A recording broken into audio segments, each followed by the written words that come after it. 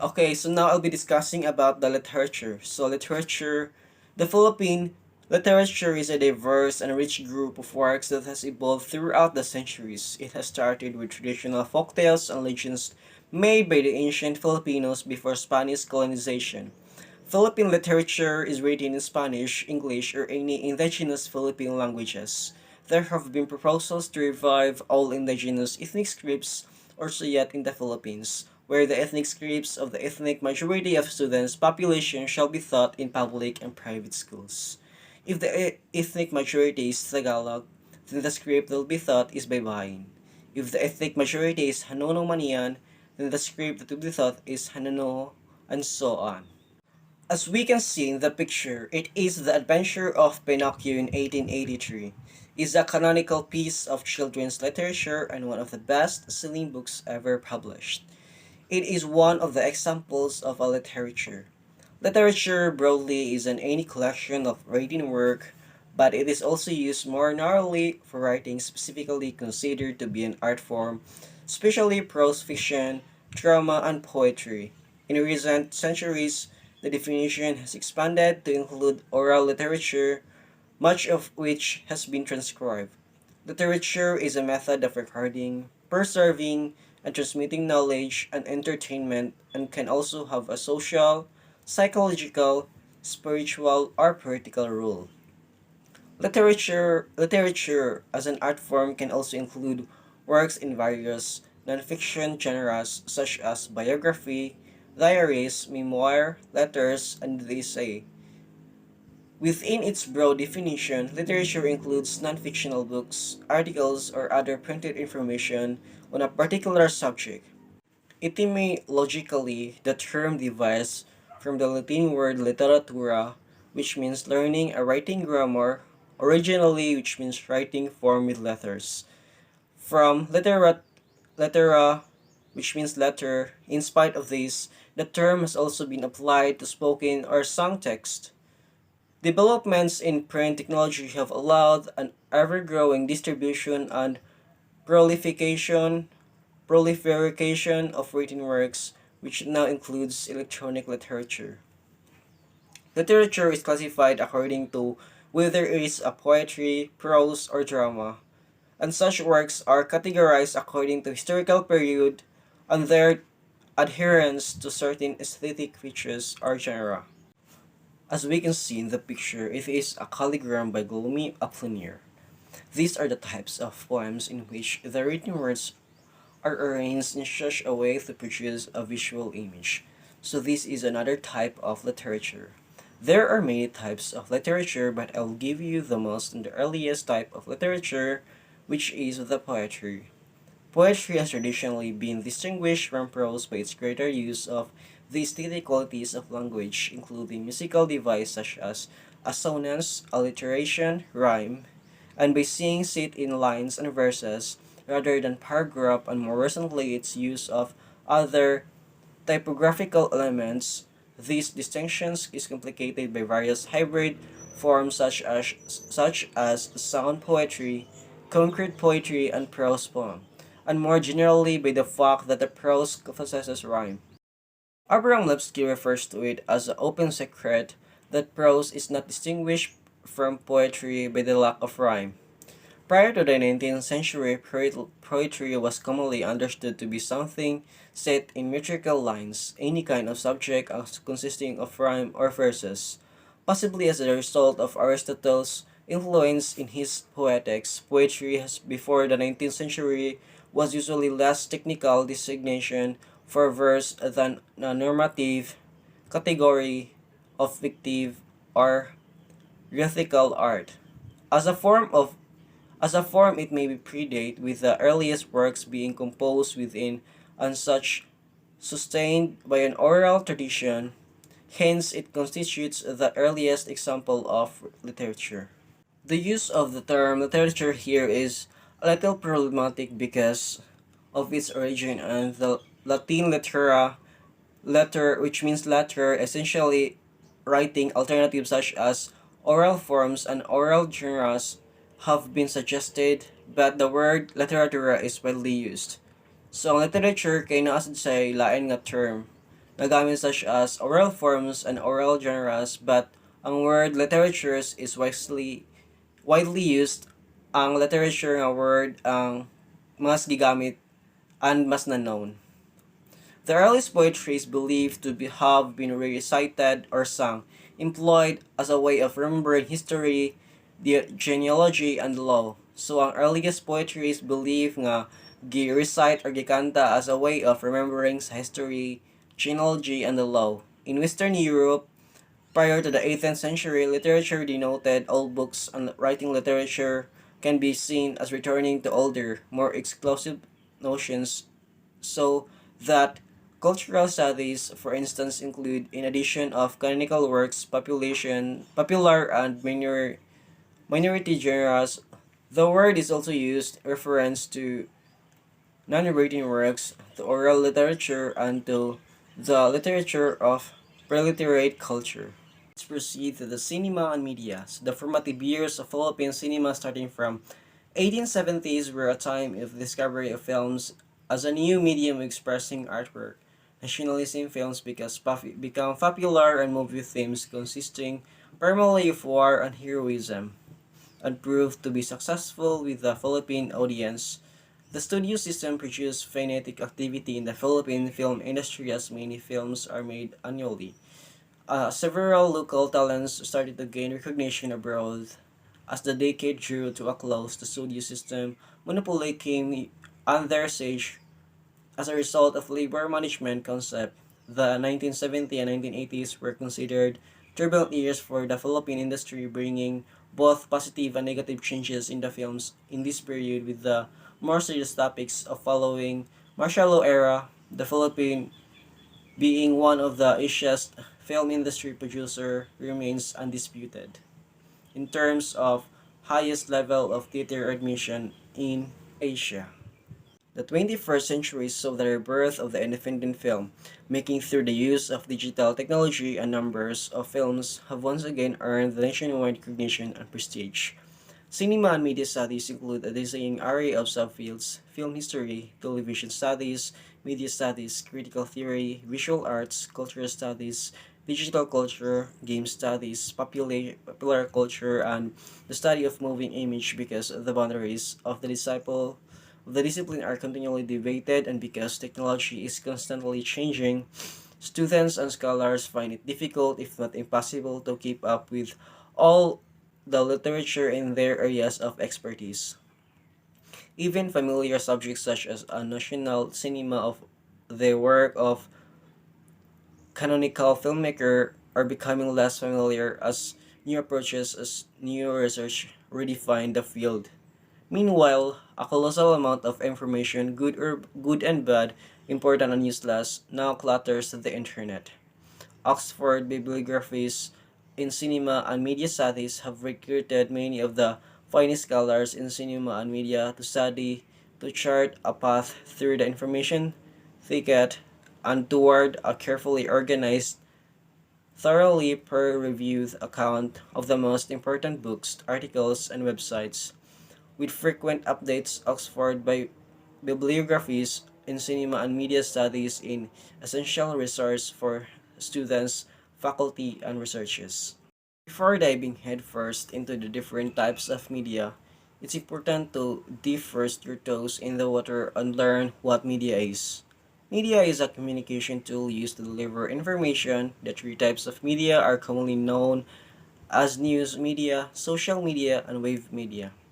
But you might also see them referred to as earned media, shared media, and owned media. Some other forms of modern media are print media, television, movies, and video games. News media or earned media. News media takes mass media elements and uses them to deliver news to a target audience or a general public. It's any material or content that is written about you or your company that you didn't create or pay for yourself. For example, your company can earn story in Forbes as opposed to paying for advertising. In today's world, earned media can be in a variety of new forms, such as being featured in Renew or even bad Yelp reviews, or through a tweet about your business Let us like and retweet. Social media or shared media. Social media is a digital tool such as website or app that allows users to quickly and easily create and share content with the public. It's the evolving media because the definition of it is constantly changing. Shared media is best defined as content posted onto social media regarding to your brand, such as post on Pinterest, Twitter, Instagram, Facebook, and LinkedIn. This is also known as the most cost-effective platform for PR. Next is the web media. Web media is a form of communication that uses audio, text, and visuals on the web. Some examples of web media are videos, photos, and graphics. It's content you own by personal creating it. Some examples of owned content are the popular today include podcast, website, blog posts, and videos. Owned media can also be a content your employer created as long as that content is put into a contract signed by both parties. Next is the print media. This is the media that your parent grew up with, and it is all around today. Also known as traditional or even old-fashioned media, print media includes magazines, newspapers, books, and comics. In more recent years, print media is used with desktops, publishing software, and electronic books reading technology such as the Amazon Kindle. There are other forms of media. Televisions is a form of entertainment that has been catching the attention of everyone for more than a years. Originally, there were limited options for TV channels. The audience had to watch programs at a specifically broadcast time. Now with streaming apps, you can watch a variety of movies and televisions showed on demand. Movies are the oldest form of entertainment. Back in the day, you could only watch movies in the theater. But now with the new technology, you can stream or rent movies to watch on the television, your phone, or in the computer. Video games have been available for purchase since 1980s. Now with lifelike graphics, advanced processors, and highly realistic simulations, you can feel like you're in the game. If you want to learn how to reach a certain audience, video games are a great way to do this. Video games are promoted via the media and they are targeted to specific audiences. A business can create a product or for a video game that includes a message that directs mass audiences. Now let's proceed to the cuisine. So, Filipino cook a variety of foods influenced by of main Indian, Chinese influenced indigenous ingredients. Eating out is a favorite Filipino pastime. Rice is a staple in the Filipino diet and usually eaten together with other dishes. Filipino regularly use spoons together with forks and knives. Some also eat with their bare hands, especially in informal settings. Every province has its own specialty and tastes vary in each region. A cuisine is a style of cooking characterized by distinctive ingredients, techniques, and dishes, and usually associated with a specific culture or geographic region. Regional food, recreation techniques, costumes, and ingredients often combine to create dishes unique to a region. Cuisine vary from culture to culture, differing between nations within them. Food is a universal necessity, but the importance of food goes beyond need. Food surpasses sustenance and becomes mental energy evoking emotion. It satisfies the needs of the body but touches deeper places like the soul and spirit. The definition of cuisine is a certain cooking style of quality of cooking or food from a certain region or country. A restaurant with excellent food is an example of a restaurant with an excellent cuisine. Food that is considered to be a French food is an example of a French cuisine. Traditional cuisine is passed down from one generation to the next. It is also operates as an expression of cultural identity. Immigrants bring the food of their countries with them whether they go and cooking traditional food is a way of preserving their culture when they move to new places. And also a cuisine is specific set cooking, traditional and practice often associated with a specific culture or region. Each cuisine involves food preparation in particular style of food and drink of particular types to produce individually consumed item or distinct meals. Cuisine is a French word that means kitchen, but it originally came from the Latin word conquer, which means to cook. Some factors have an influence on the region's cuisine include the area's climate, the trade among different countries, religious or sumptuary, laws, and culinary culture exchange. For example, a tropical diet may be based more on fruits and vegetables, while a polar diet might rely more on meat and fish. The area's climate in large measure determines the native foods that are available. In addition, climate influences food preservations. For example, preserved for winter consumption by smoking, curing, and picking have remained significant in the world cuisine for their alternate gustatory properties. The trade among different countries also largely affect a region's cuisine, dating back to the ancient spice trade. Reasoning such as cinnamon, sashia, cardamom, ginger, and turmeric were important items of convenience in the earliest evolution of trade, and India was a global market for these. Cinnamon and cassia found their way to the Middle East for at least 4,000 years ago. Certain foods and food preparations are required to be prescribed by the religiousness or sumptuary laws such as Islam dietary laws and Jewish laws. The history of cuisine is that cuisine dates back to the antiquity. As food began to require more planning, there was an emerge of meals that situated around culture. Regional cuisines can vary based on availability and usage of specific ingredients, local cooking traditions and practices, as well as overall cultural differences. Such factors can be more or less uniform across wide swaths or territory, or vary instantly within individual regions.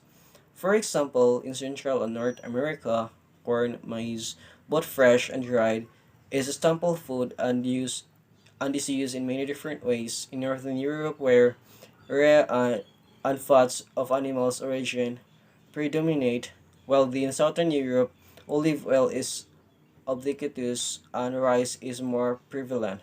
In Italy, the cuisine of the north, featuring butter and rice, stands in contrast to that of the south, with its with pasta and olive oil. In some parts of China, rice is a staple, where in other this role is filled by noodles and bread. Throughout the Middle East and the Mediterranean, common ingredients include lamb, olive oil, lemons, peppers, and rice.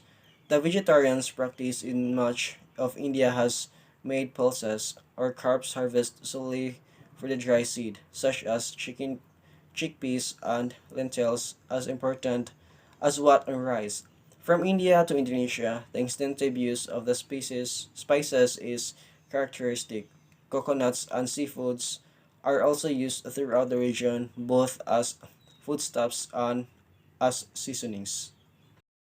Now let's proceed to the education. So, education in the Philippines has been influenced by Western and Eastern ideology and philosophy from the United States, Spain, and its neighboring Asian countries. Philippines students enter public schools at about age 4, starting from nursery school up into kindergarten. Students can make a choice if they will take the college entrance exam, for which they enter college or university 3 to 5 years for about 3 to 5 years, or find a work after they graduated on senior high. Other types of schools in the country includes private schools, primary, preparatory schools, international schools, laboratory schools, laboratory high schools, and science high schools. Of these schools, private and Catholic schools are the most famous. Catholic schools are preferred in the Philippines due to their religious belief. The uniform of Catholic Church schools usually have an emblem along with the school scholars. The school year is in the Philippines starts in May, in June, and ends in March, with a 2-month summer break from April to May, 2 weeks semestral break, in October and Christmas break, and New Year's holiday. Changes are currently being made on the system, and some universities by Western academic calendar and now starts in the school year in August. Education is a purposeful activity direct at achieving certain aims such as transmitting knowledge or fostering skills and character traits. These aims may include the development of understanding, rationality, kindness, and honesty. Various researchers emphasize the role of critical thinking in order to distinguish education from introduction. Some theorists require that education results is an improvement of the students, while others prefer a value-neutral definition of term. In a slightly different sense, education may also refer not to the process but to the product of this process. The mental states and dispositions possessed by educated people. Education originated as a transmission of cultural heritage from one generation to the next. Today, educational goals increasingly encompass new ideas such as liberation of learners, skills needed of modern society, empathy, and complex vocational skills. Types of educations are commonly divided into formal, non-formal, and informal education. Formal education takes place in education and training institutions is usually structured by curricular aims and objectives, and learning is typically guided by a teacher. In most regions, formal education is compulsory up to a certain age and commonly divided into educational stages such as kindergarten, primary schools, and secondary schools. Non-formal education occurs as addition to or alternative to formal education. It may be structured according to educational arrangement, but in a bit flexible manner and usually take place in commonly based workplace or civil society-based settings. Lastly, informal education occurs in daily life in the family, any experience that has a formative effect on the way one thinks, feels, or acts that may be considered educational, whether unintentional or intentional. In practice, there is a continuum from the highly formalized to the highly informalized, and the informal learning can occur in all three settings. For instance, homeschooling can be classified as non-formal or informal depending upon the structure.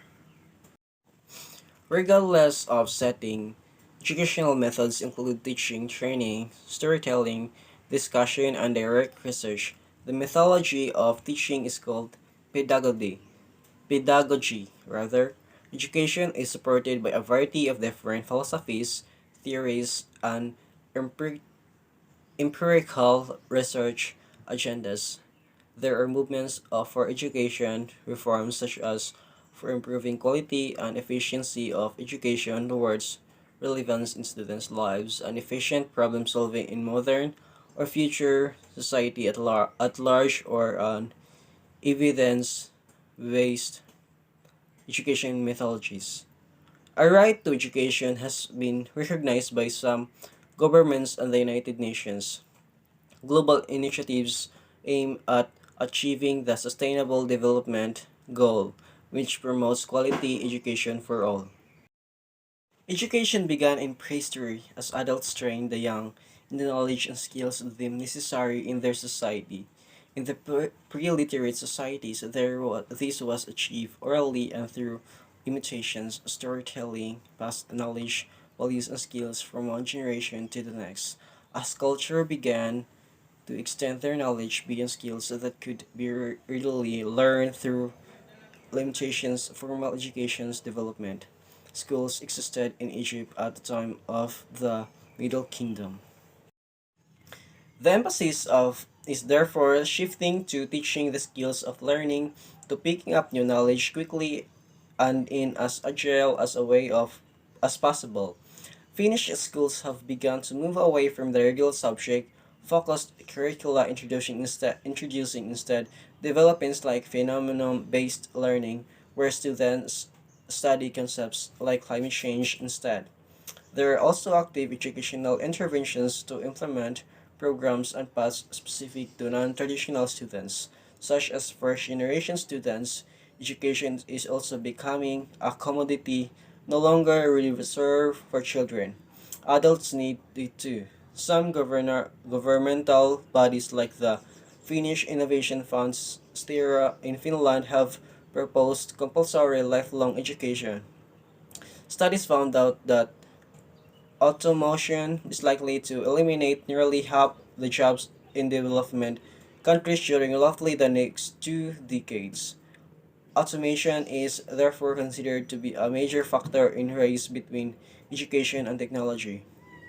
Automation technologies and their application may be render certain currently taught skills and knowledge redundant while increasing the need for other curricula, such as materials related to the application of automation. It has been argued that formal education is teaching works the wrong things, and the deep perform.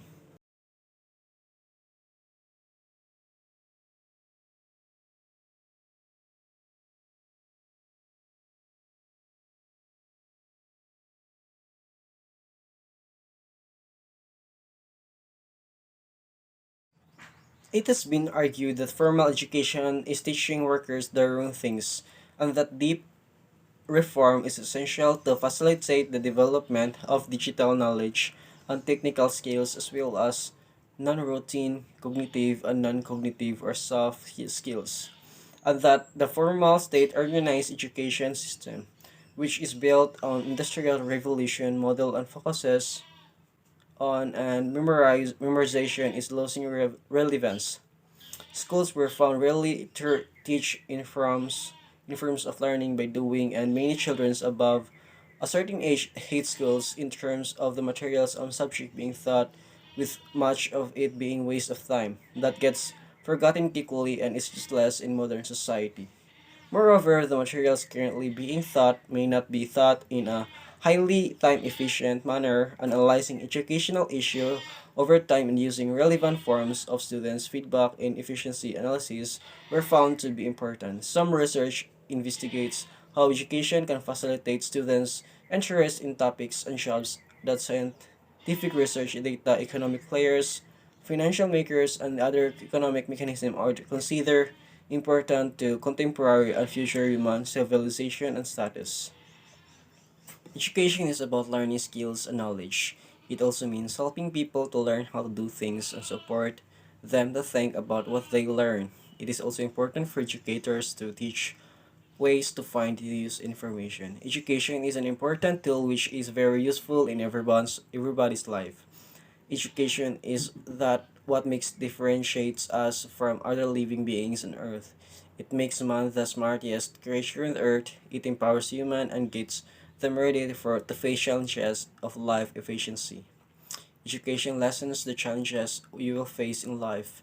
The more knowledge you gain, the more opportunities will open up to allow individuals to achieve better possibilities in career and personal growth.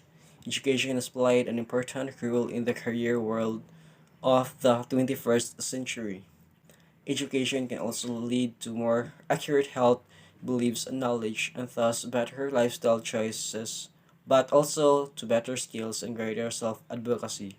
Education improves skills such as literacy, develops effective habits, and may improve cognitive ability. Education can stimulate economic growth less directly by increasing innovation, productivity, and human capital. And education can also be a history of fostering positive social change by encouraging things like political participation, social equality, and environmental sustainability.